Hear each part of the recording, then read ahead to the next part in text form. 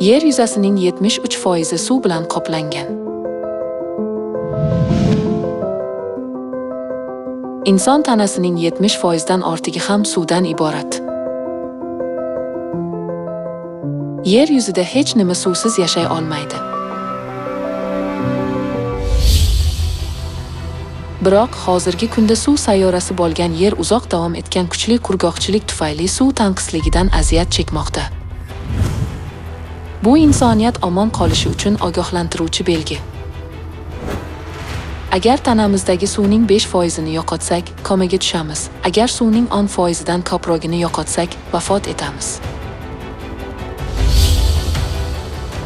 Suv hayot manbai. Xuddi shunday, agar qalbimiz hayot suvi Xudoning kalomi bilan ta'minlanmasa, biz ruhiy chanqoqlikdan aziyat chekamiz va oxir-oqibat halok bo'lamiz.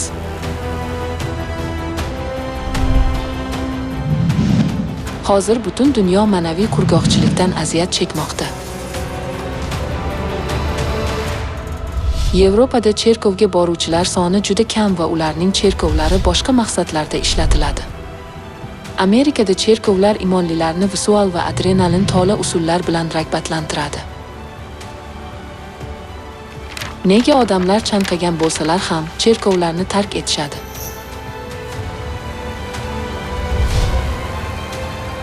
Chunki cherkovlar ularga hayot suvi bermaydi.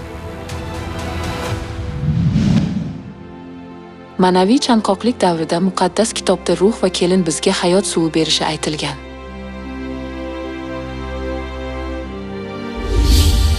Ruh ham, kelin ham, kel deb chorlayapti.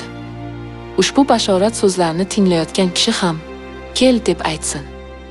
Kim chanqagan bo'lsa, kelsin. Kim xohlasa hayotbaxsh suvdan tekin bahra olsin. Ba'zi nasroniy rahbarlari kelin cherkov yoki imonlilar deb ta'kidlashadi.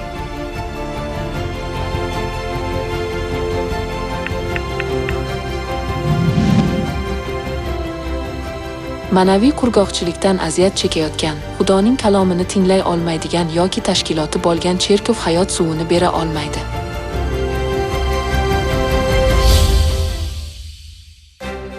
Ikki ming yil oldin insoniyat ma'naviy qurg'oqchilikdan aziyat chekkanda ularga hayot suvini tanadagi Xudo bergan edi. Muqaddas kitobda bashorat qilinganidek, hozirgi kunda ham Xudo xuddi 2000 yil avvalgidek tanada kelib bizga hayot suvini beradi.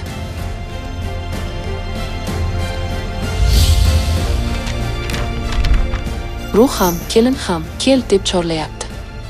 Ushbu bashorat so'zlarini tinglayotgan kishi ham kel deb aytsin. Kim chanqagan bo'lsa, kelsin. Kim xohlasa hayotbaxsh suvdan tekin bahra olsin. Uchbirlikka kora ruh Ota Xudoni anglatadi. Xo'sh, Ota Xudoning kelini kim? Muqaddas kitobda kelin samoviy Quddus va u bizning onamiz ekanligi aytilgan. Insoniyat hayot kalomini eshitishi uchun ona Xudo qanday shaklda kelishi kerak?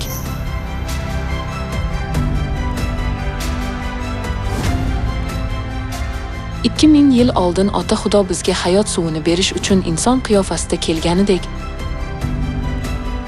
bu asrda ona Xudo inson qiyofasida keldi va u bizga hayot suvini bermoqda.